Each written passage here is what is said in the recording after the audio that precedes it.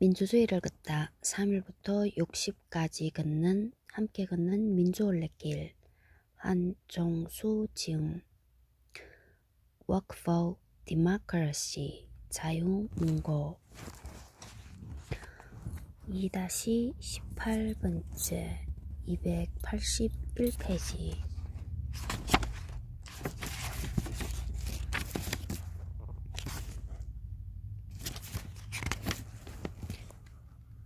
오페시 민주올레란 올레는 원래 제주도 말로 놀멍 쉬멍 걸으멍 하면서 자연풍광을 즐기는 극기 행사이며 자발성, 개방성, 다양성을 특징으로 합니다. 이를 모범 삼아 민주올레는 도심의 민주주의 역사 현장을 함께 걸으면서 자유롭고 여유로운 올레의 기본 정신과 특징을 살리며 진행합니다. 민주올레는 2010년 시민주권이라는 시민단체에서 3.1, 4.19, 60 등 우리나라 역사에 큰 영향을 미친 기념일에 그 흔적을 찾아 기념하자는 취지로 시작하였고 2013년 4.19 민주올레는 서울시 교육청이 주관하여 대규모 행사로 열리기도 했습니다.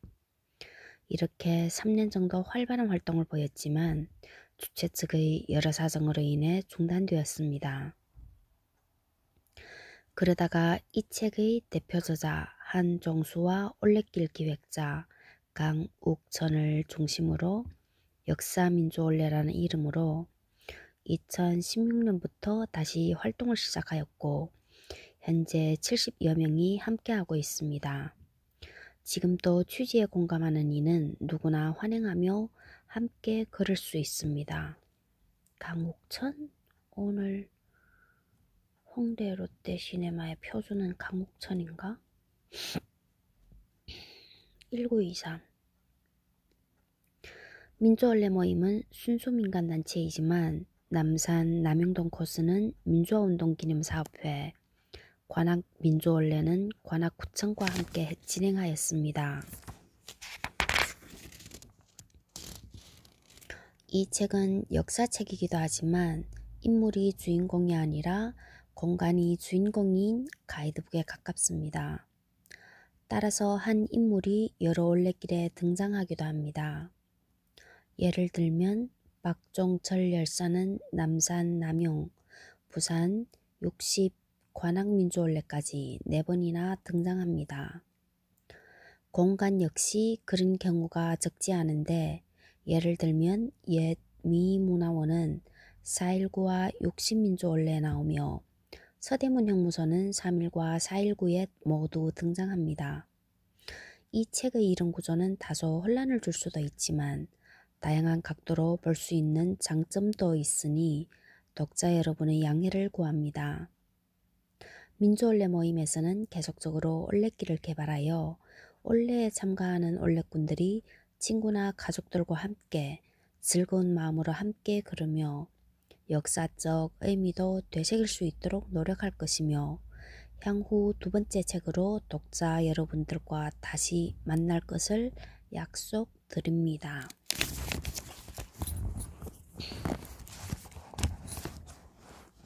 참고 서적 460페이지.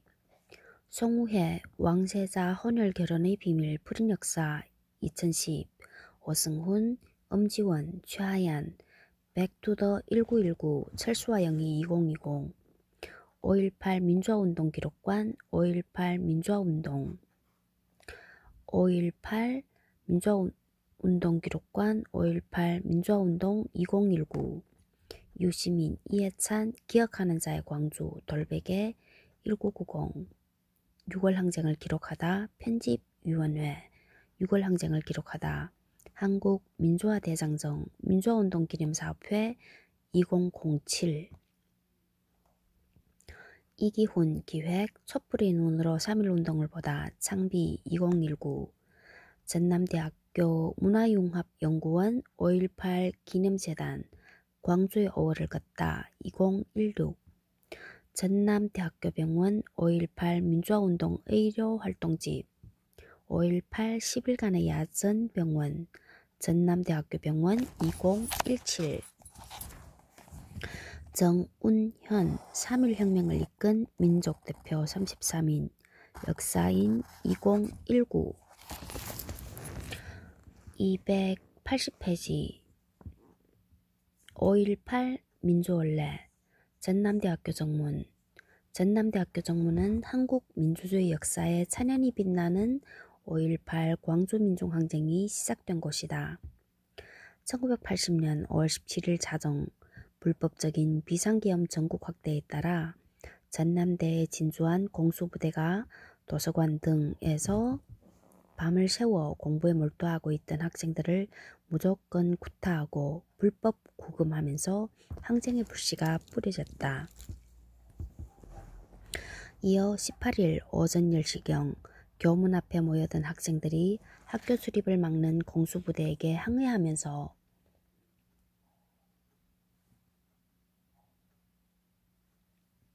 첫 충돌이 일어났고 교수들까지 폭행을 당하자 학생들은 광주역과 금남로로 진출해 항의 시위를 벌였다.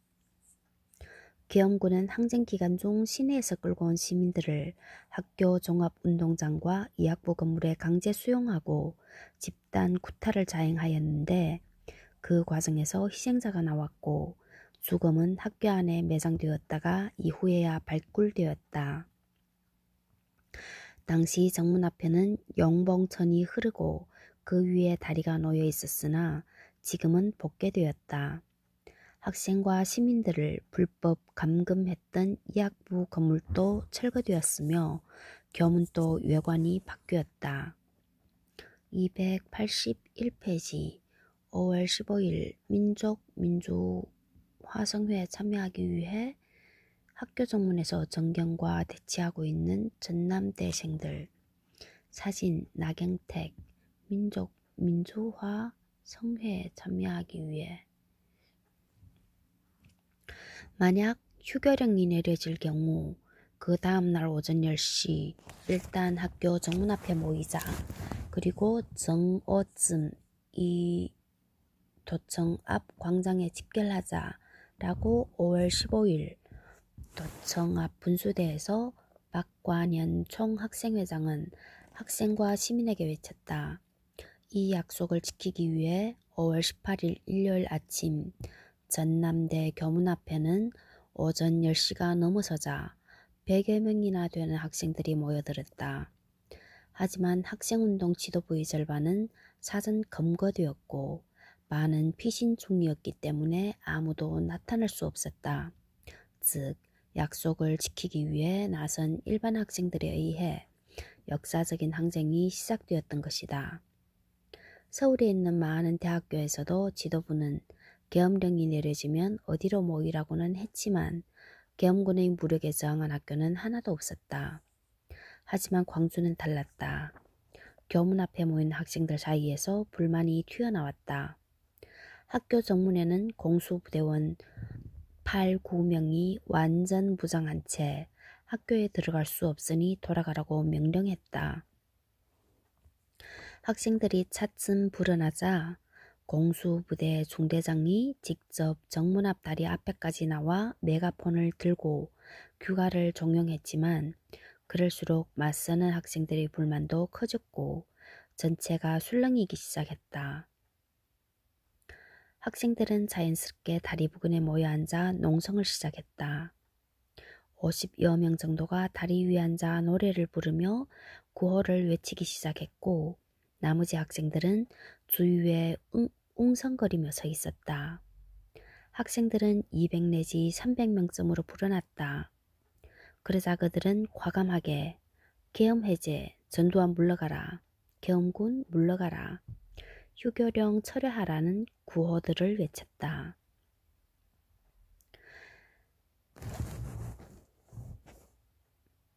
그때 갑자기 돌격 앞으로 하는 명령과 함께 공수대원들이 으악 소리를 내지르며 학생들 사이로 파고들면서 곤봉을 후려치기 시작했다.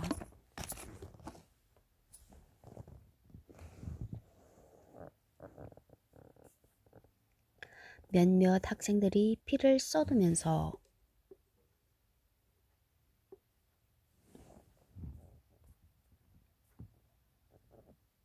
땅바닥에 나뒹굴었다. 그리고 학생들은 7, 8명의 공수대원들에게 밀려 순식간에 골목으로 숨어들었다.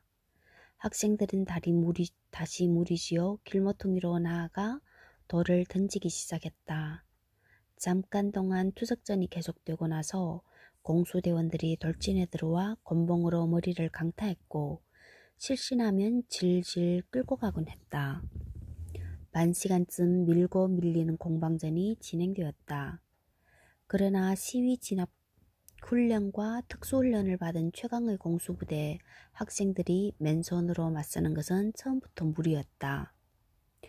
대열을 지휘하던 학생들은 여기서 계속 싸운다면 자신들의 피해만 계속 늘어갈 뿐이라고 판단하고 시내로 나가 시민들에게 알려야 한다면서 흩어지는 학생들에게 광주역으로 재집결하라고 외쳤다.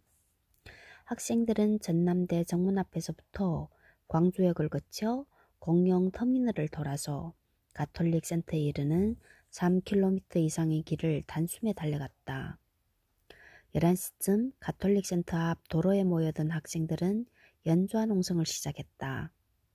학생들의 숫자는 500여 명으로 불어났고 시내의 교통은 차단되었다. 사방에서 수천여 명의 시민들이 몰려들었다. 학생의 시위가 커지고 차츰 격렬해지자 오후 1시 시내 수창 국민학교 교정에 집결하여 출동 준비를 마친 공수부대들이 오후 2시부터 3시 사이에 시외버스 터미널 부근부터 투입되기 시작했다. 이때부터 공수부대의 만행이 본격적으로 시작되었다. 공수부대원들은 서너 명이 한조가 되어 학생처럼 보이는 청년들은 무조건 쫓아가서 곤봉으로 머리를 때리고 공을 차듯이 가슴과 배를 내질렀다. 응? 공을 차듯이 가슴과 배를 내질렀다? 내질렀다.